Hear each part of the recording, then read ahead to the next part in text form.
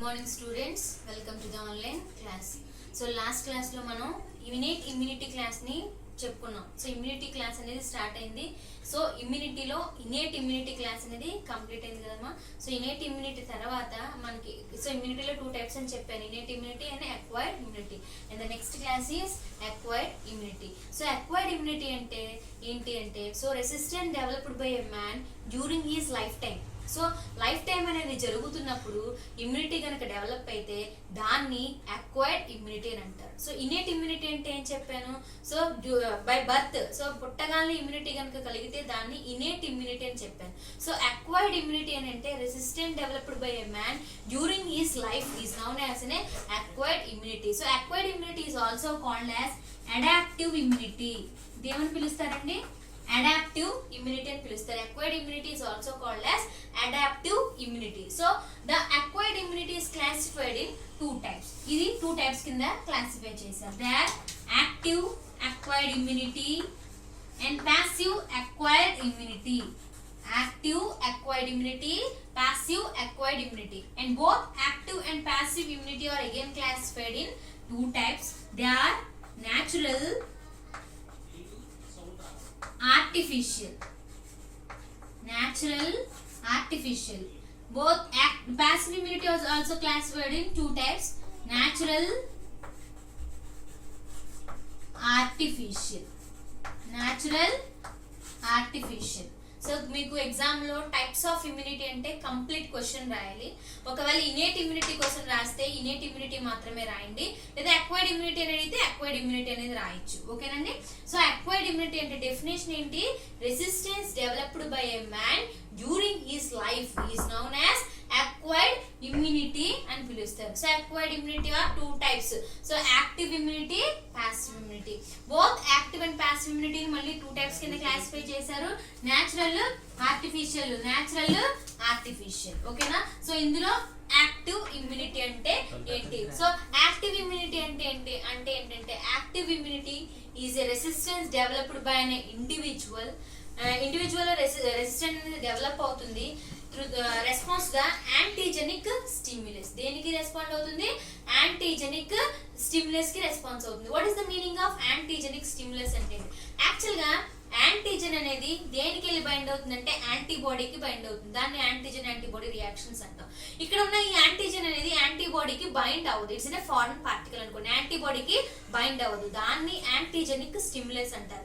అంటే వన్స్ మనకి during the life లో మనం ఏదైనా వ్యాక్సినేషన్ తీసుకున్నా న్యాచురల్ ఇన్ఫెక్షన్స్ వచ్చినా మన బాడీలో ఇమ్యూనిటీ అనేది డెవలప్ అయితే దాన్ని యాక్టివ్ ఇమ్యూనిటీ అని పిలుస్తారు. దాన్ని యాక్టివ్ ఇమ్యూనిటీ అంటారు. సో యాక్టివ్ ఇమ్యూనిటీ అంటే ఏంటంటే resistant developed by a man. So during is an so resistant developed by an individual in response to the antigenic stimulus. దాన్ని యాక్టివ్ ఇమ్యూనిటీ అనేది పిలుస్తారు. సో యాక్టివ్ ఇమ్యూనిటీలో మనం మెయిన్ గా ఏం అబ్జర్వ్ చేస్తామంటే synthesis of antibody. So active ఇమ్యూనిటీలో మనం మెయిన్ గా ఏం అబ్జర్వ్ చేస్తాము? సింథసిస్ ఆఫ్ యాంటీబాడీని అబ్జర్వ్ చేస్తామంట. So synthesis of antibody. So ఇక్కడ యాంటీబాడీస్ కనుక ఫామ్ అయితే దాన్ని ఏమంటారంటే హ్యూమరల్ ఇమ్యూనిటీ అంటారు. Humoral immunity. హ్యూమరల్ ఇమ్యూనిటీ అనగానే మీకు గుర్తు రావాల్సింది యాంటీబాడీ. ఒకవేళ సెల్స్ కనుక ఏ సెల్స్? లింఫోసైట్స్. ఏ సెల్స్ అండి? లింఫోసైట్స్ కనుక ఫామ్ అయితే దాన్ని సెల్ మీడియేటెడ్ ఇమ్యూనిటీ అని అంటారు. Cell mediated immunity.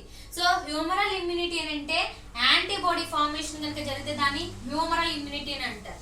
ఓకేనా. సో యాంటీబాడీస్ అనేది ఇక్కడ ఫామ్ అవుతాయి అన్నమాట. సో ఇక్కడ antibodies produced in the humours or body fluids or ప్లాస్మాలో కానీ ఆర్ లింఫ్ లో కానీ ఇక్కడ యాంటీబాడీస్ ఫామ్ అయితే దాన్ని హ్యూమరల్ ఇమ్యూనిటీ అంటారు. సో హ్యూమరల్ ఇమ్యూనిటీ అనేది లాంగ్ లాస్టింగ్ కింద ఉంటుంది. One compare the cell mediated కన్నా హ్యూమరల్ ఇమ్యూనిటీ అనేది long lasting and latent period అని అంటారు అన్నమాట. Latent period are lag period అంటారు. లాంగ్ లాస్టింగ్ కన్నా latent period are lag period అని చెప్తారు. సో హ్యూమరల్ ఇమ్యూనిటీ అనగానే మీకు గుర్తు రావాల్సింది ఏంటి? యాంటీబాడీస్ ఫామ్ అయితే దాన్ని హ్యూమరల్ ఇమ్యూనిటీ అని అంటారు. ఒకవేళ సెల్స్ లింఫోసైట్స్ అనేవి ఫామ్ అయితే దాన్ని సెల్ మీడియేటెడ్ ఇమ్యూనిటీ అని అంటారు. సో ఇక్కడ ఇమ్యూనాలజీ అనేది ఇమ్యూనిటీ అనేది మెయిన్ గా దేని మీద బేస్ అయి ఉంటుందంటే సెల్ మీడియేటెడ్ ఇమ్యూనిటీ మీద బేస్ అవుతుందండి. సో డబ్ల్యూబీసీ సెల్స్ అనేవి మెయిన్ గా మనకి ఎక్కువగా ప్రాపర్టీ ఫంక్షన్స్ అనేవి చేస్తాయి.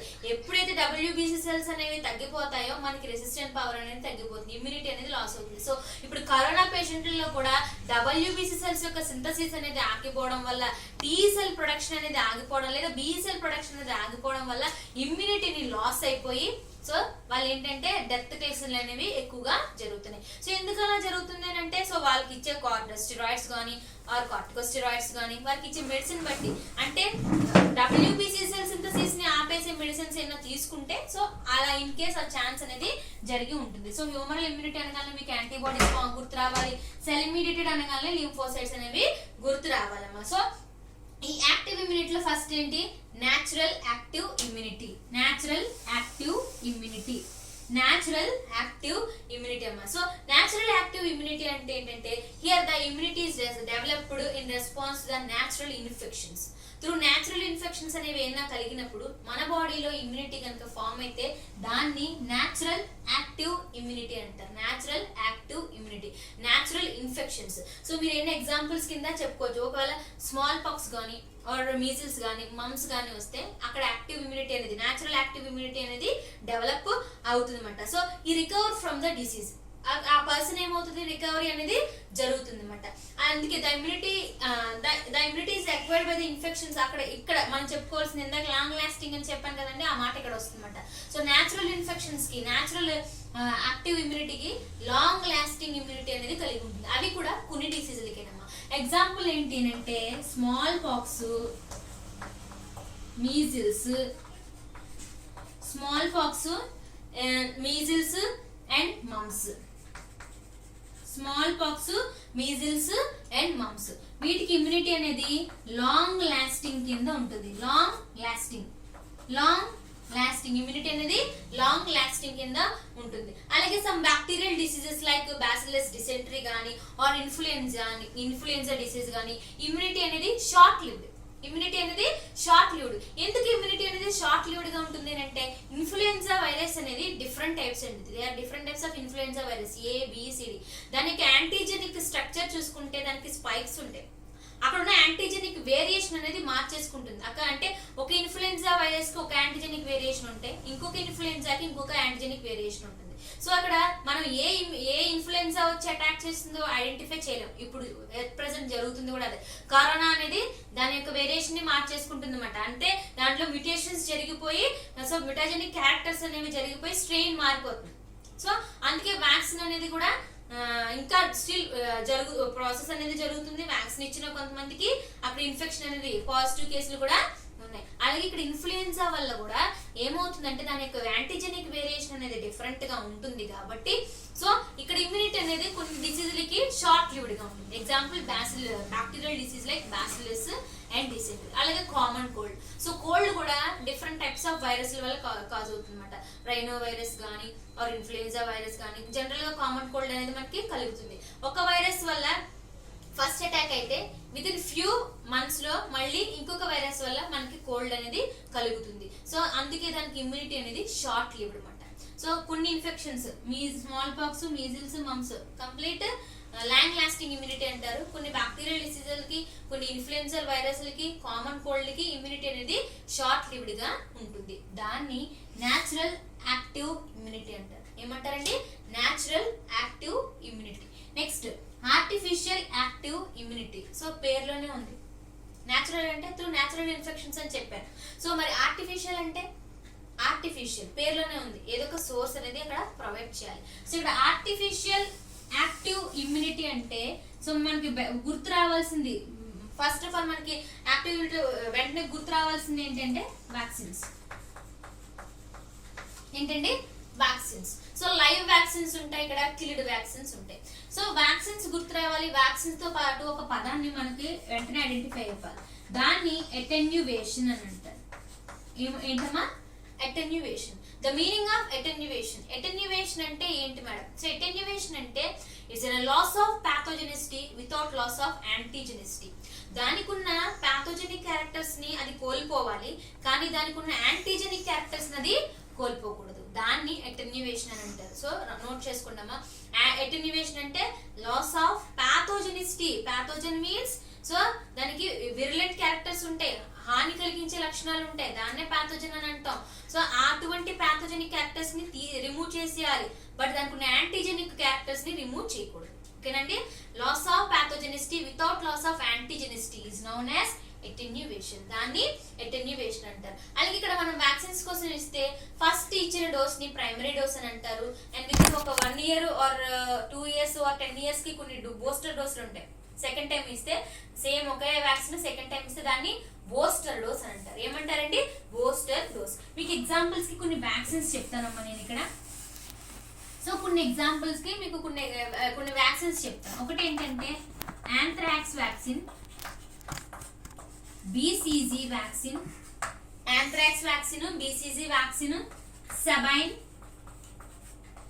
సెబైన్ వ్యాక్సిన్, అండ్ తర్వాత ఏంటంటే measles vaccine.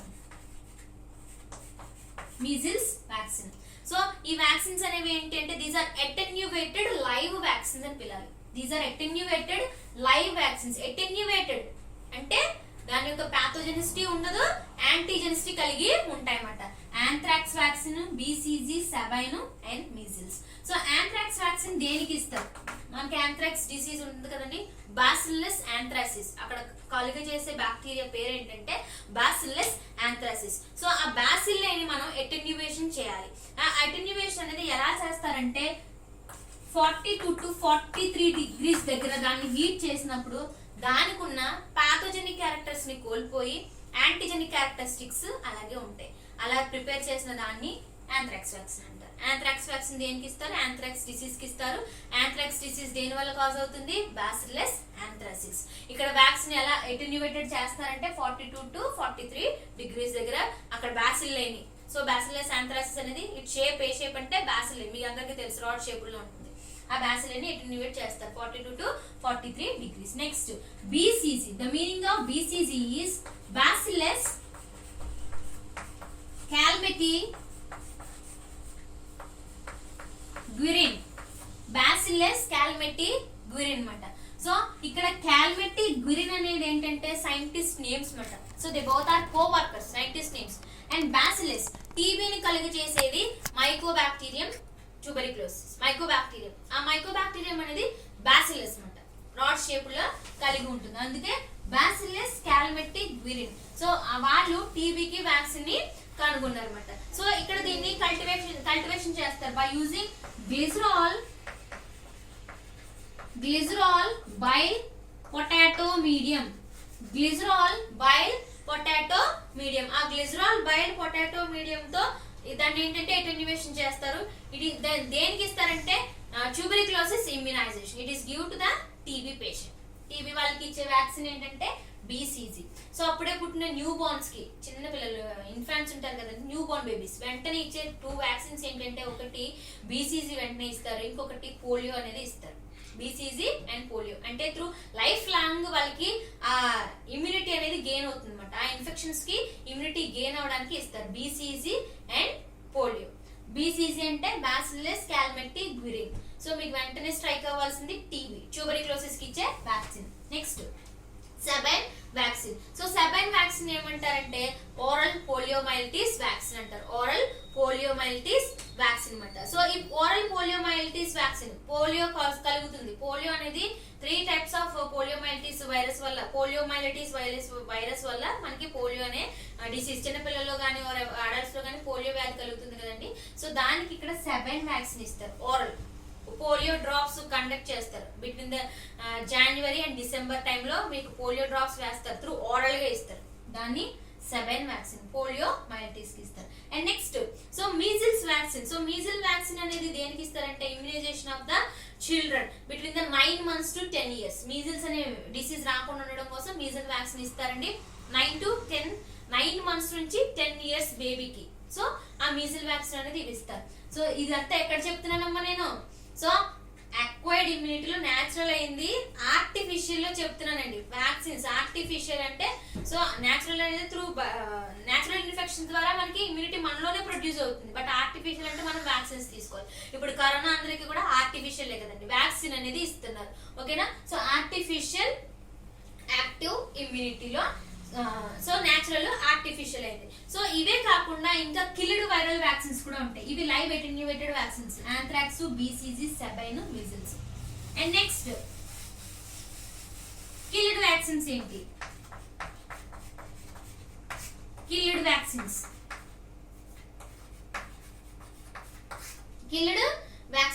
So killed vaccines లో ఫస్ట్ వన్ ఏంటంటే సాక్ వ్యాక్సిన్. ఇందాక పోలియో చెప్పుకున్నాం కదమ్మా, సెబైన్, సాక్ రెండు ఇస్తారు. సెబైన్ అయితే త్రూ ఓరల్ గా ఇస్తారు, సాక్ అయితే త్రూ ఇంట్రావినస్ కింద ఇస్తారు. పోలియో వైరస్ మాట సబ్క్యూటేనియస్ ఇన్ఫెక్షన్స్ ఇస్తారు, సబ్క్యూటేనియస్ ఇంజెక్షన్స్ మాట, దాన్ని సాక్ అని పిలుస్తారు. నెక్స్ట్ ఇన్ఫ్లుయెన్జా, సాక్ ఒకటి, ఇన్ఫ్లుయెన్జా ఒకటి, పెర్ట్యూసిస్ ఒకటి, లాస్ట్ టాక్సాయిడ్. సో టాక్సాయిడ్ లో మీకు డిపిటి చెప్తాను. DPT is a triple vaccine, దాన్ని ట్రిపుల్ అంటారు. ఎందుకు మనం ట్రిపుల్ అనాలి? ఇక్కడ మూడు ఉంటాయి. డిప్తీరియా ఒకటి, ఓకేనా? కొన్ని బ్యాక్టీరియా డిప్తీరియా వల్ల డిప్తీరియా అనే డిసీజ్ కాజ్ అవుతుంది, కోరింత దగ్గు అని అంటారు తెలుగులో. పెర్ట్యూసిస్, ఓకేనా? పెర్ట్యూసిస్, బాడిటెల్లా పెర్ట్యూసిస్, దీనివల్ల ఊఫింగ్ కాఫ్ కలుగుతుంది, ఫ్లమ్మీగా స్ఫుటంని బయటికి రిలీజ్ చేస్తారు. టెటనస్ టాక్సైడ్, ఏదైనా దెబ్బ తగిలితే వెంటనే వెళ్ళి చేయించుకుంటారండి, టీటీ, టెటనస్ టాక్సైడ్. ఓకేనా? సో ఈ మూడు కలిపి ఒకటే ఉంటుంది, దాన్ని డిపిటి ట్రిపుల్ వ్యాక్సిన్ అంటారు. డిప్తీరియా, పెర్ట్యూసిస్ అండ్ టెటనస్, అవి టాక్సైడ్ లోకి వస్తాయి. సాక్ అనేది సబ్క్యూటేనియస్ ఇంజెక్షన్స్ కింద ఇస్తారు. ఇన్ఫ్లుయెన్జా అనేది ఏంటంటే ఇట్స్ షార్ట్ లివ్డ్. నేను ఇందాక ఆల్రెడీ చెప్పాను, ఇన్ఫ్లుయెన్జాకి యాంటీజెనిక్ వేరియేషన్ అనేది డిఫరెంట్ గా ఉంటుంది. ఒకసారి కలిగిందంటే అది మళ్ళీ ఇంకొకసారి కలుగుతుంది. సో అందుకే ఒక 6 months వరకు దీని ఒక ఇమ్యూనిటీ పీరియడ్ అనేది ఉంటుంది అనమాట, 6 months. ఇవి కిల్డ్ వ్యాక్సిన్స్. ఓకేనా? లైవ్ అటెన్యూయేటెడ్ వ్యాక్సిన్స్ చెప్పాను అండ్ కిల్డ్ వ్యాక్సిన్స్ చెప్పాను అనమాట. సో ఇది మీకు షెడ్యూల్ ఉంటుందమ్మా, మీకు వ్యాక్సినేషన్ షెడ్యూల్ ఉంటుంది, మీకు నోట్స్ లో మీకు ఉంటుంది, మీరు నోట్స్ లో చూడొచ్చు అనమాట. ఓకేనా? సో అక్వైర్డ్ ఇమ్యూనిటీలో, యాక్టివ్ లో, న్యాచురల్, ఆర్టిఫిషియల్ కంప్లీట్ అయింది. యాక్టివ్ లో న్యాచురల్ చెప్పాను, ఆర్టిఫిషియల్ చెప్పాను. అండ్ నెక్స్ట్ క్లాస్ లో మీకు ప్యాసివ్ ఇమ్యూనిటీ చెప్తాను. ఓకేనండి? Thank you students.